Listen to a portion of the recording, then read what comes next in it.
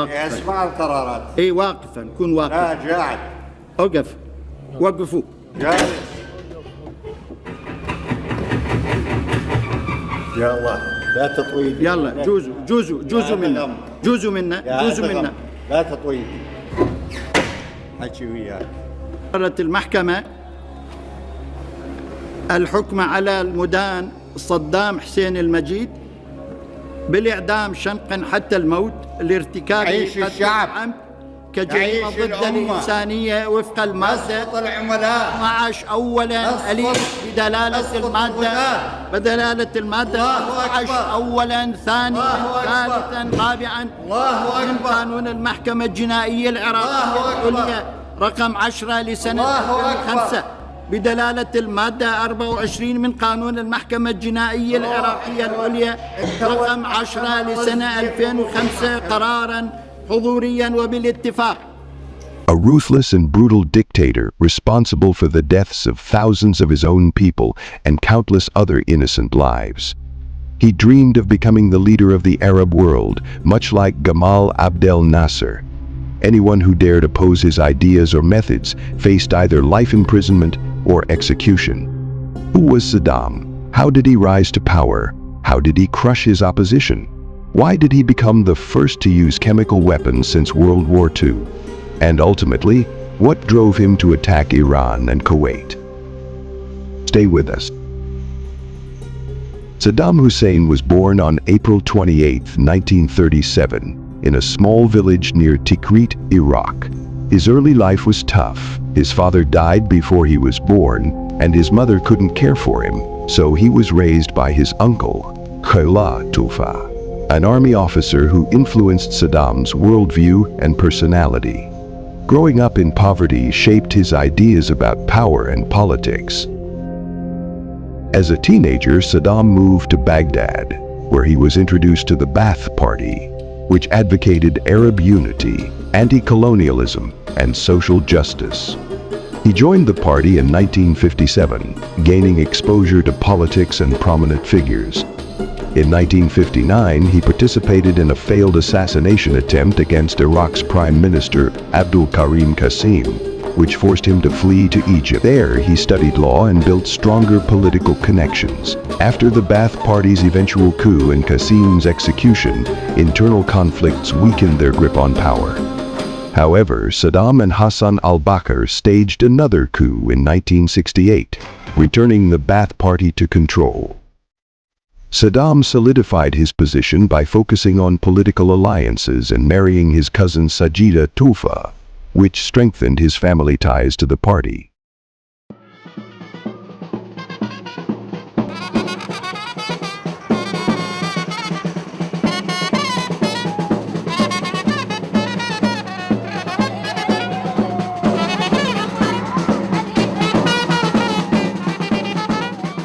In 1979, al-Bakr stepped down, and Saddam officially became president. Wasting no time, he eliminated his rivals and established total control, laying the groundwork for his long and controversial rule.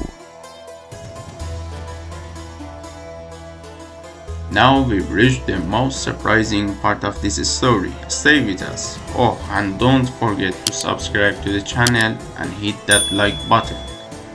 A lot of effort goes into creating content like this, and we truly need your support, dear viewers. 6 days after becoming president, Saddam held an official meeting with all the Ba'ath Party members, even those who opposed him. In this meeting, a man named Abdul Hussein al-Mashahed was responsible for hosting. After this person, Saddam began to speak. He claims he's uncovered a conspiracy against him.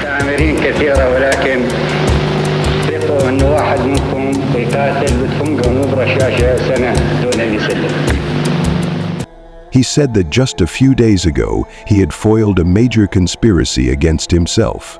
One of the people behind this plot was none other than Abdul Hussein al-Mashahed. This statement shocked the audience, and it's worth mentioning that this was being broadcast live. Saddam asked al-Mashadi to name the people who were part of this conspiracy. As each name was read, security forces would arrest the person and remove them from the meeting. The atmosphere in the room became terrifying, and the arrested individuals had no idea what was going to happen to them. After the names were read and the individuals arrested, those remaining were relieved, thinking they had likely escaped certain death. They stood up and applauded Saddam, and he thanked them for their loyalty. This meeting later became known as the Ba'ath Party Purge.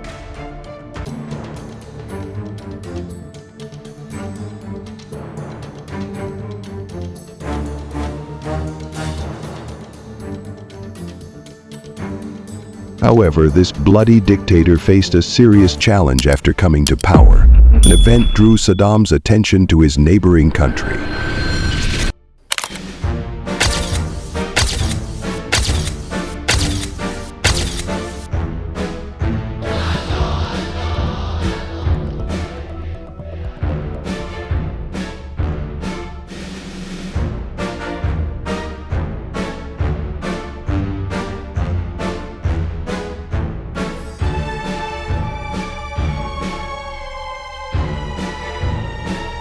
The 1979 revolution in Iran, which led to the establishment of a religious government.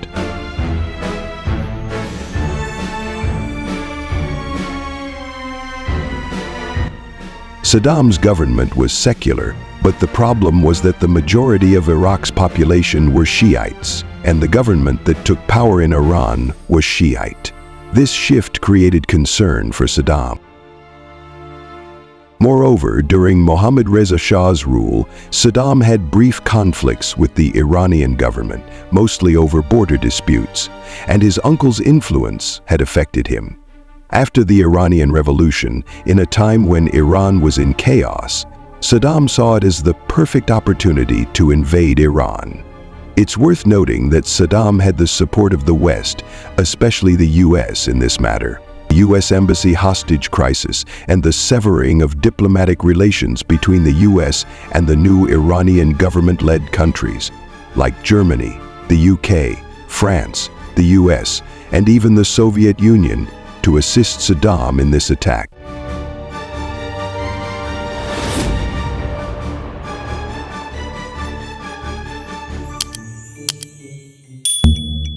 One of the most important wars of the last 50 years is one that we don't hear about much. When, in 1980, two of the Middle East's most powerful countries, Iran and Iraq, waged 8 years of some of the worst trench and chemical warfare since World War I, leaving both countries devastated. On September 22, 1980, without warning, Iraq attacked Iran, bombing Tehran's Mehrabad airport, and this led to one of the longest wars of the 20th century. The Iran-Iraq War lasted from 1980 to 1988. The war aimed to expand Iraq's influence in the region and prevent the effects of the Iranian Revolution on Iraq's Shiite population. Saddam believed that by waging this war, he could establish Iraq's military and political dominance in the Persian Gulf. During this war, Saddam even used chemical weapons against Iranian forces and Kurdish civilians. His actions were condemned globally, but he continued his aggressive policies.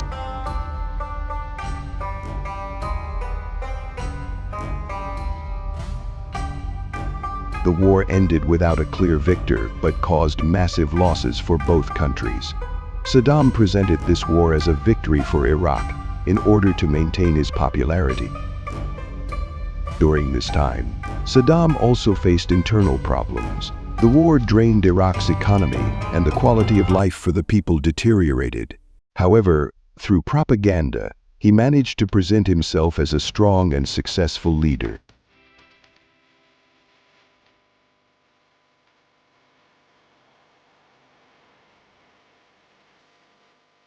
After 8 years of war and immense financial losses for both sides, the war ended with the signing of UN Resolution 598, with over 1 million deaths on both sides. Despite Saddam not achieving any significant victory, the war ended in 1988.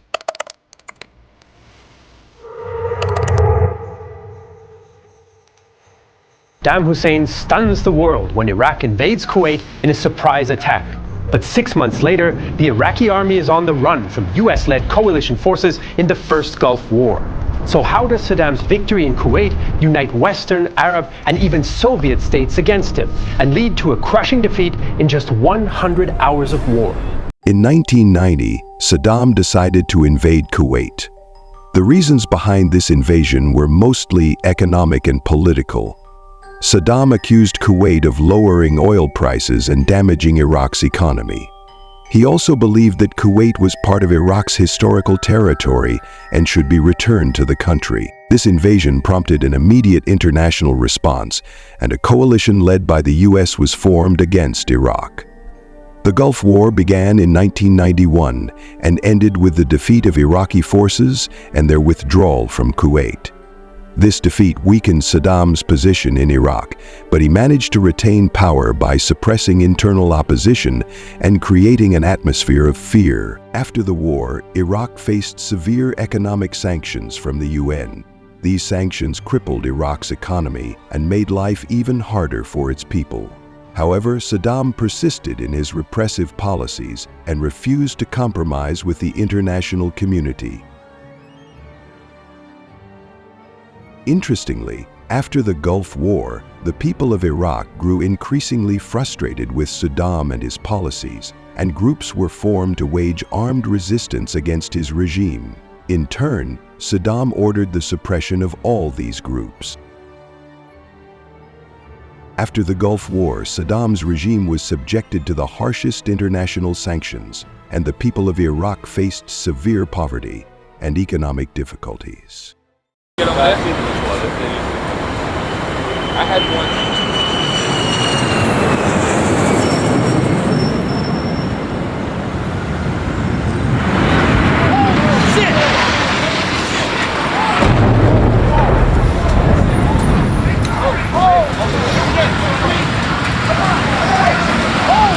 However, in 2001, an event occurred that caused significant changes in the Middle East. The September 11th attacks, which set the stage for the US invasion of Afghanistan and Iraq, were covered by Iraqi state television in a way that made it seem like Iraq was involved. Our very freedom came under attack in a series of deliberate and deadly terrorist acts. The victims were in airplanes or in their offices.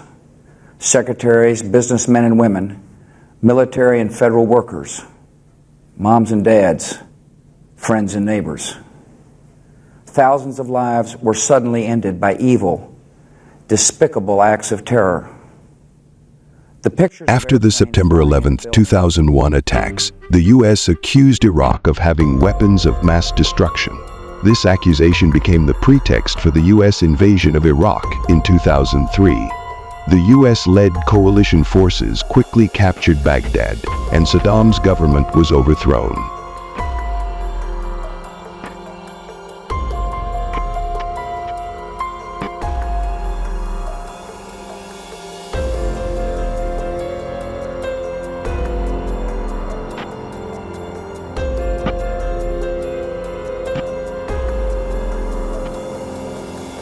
After some time in hiding, Saddam was captured in December 2003 near his hometown of Tikrit.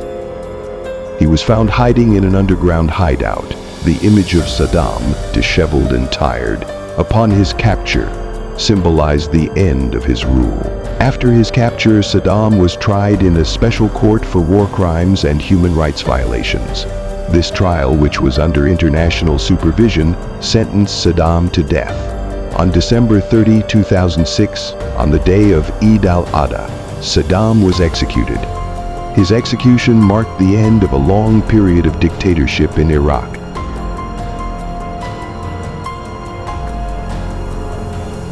Saddam Hussein's rule is one of the most controversial periods in modern Iraq history. While he managed to bring relative stability to the country for a time and completed important infrastructure projects, his domestic and foreign policies ultimately led Iraq into crisis. Many blame Saddam for his severe internal repression.